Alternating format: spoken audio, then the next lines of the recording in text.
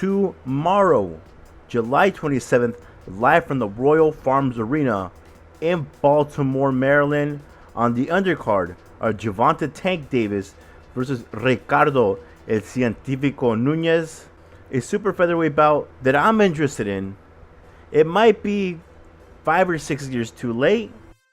It is between 37-year-old Cuban-born Yuriorkis El Ciclón de Guantánamo Gamboa versus 36-year-old Puerto Rican-born Roman Rocky Martinez. These two guys have kind of gone through the same path.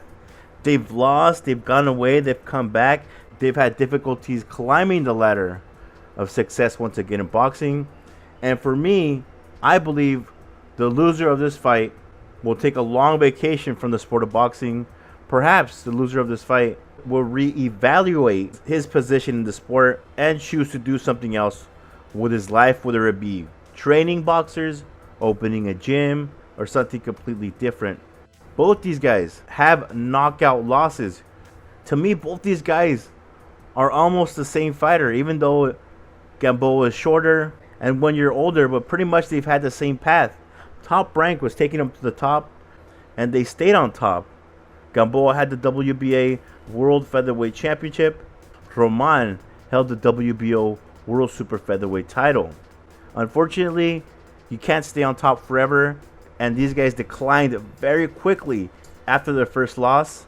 But I believe that Gamboa, who's had 5 fights since 2015, is much more ready than Martinez, who's only had 1 fight in the last 3 years. Plus, I think Gamboa has a little bit more left in the tank. Both their chins are suspect, and I believe this is going to be a good fight. But I see Yuriorkis Gamboa pulling it off, not by KO, but by using what originally brought him to the dance, his Cuban style of boxing. It might be boring to some, but it's his way of fighting, landing shots, racking up points, and my prediction will be a majority decision victory for Gamboa this Saturday night over Rocky Martinez.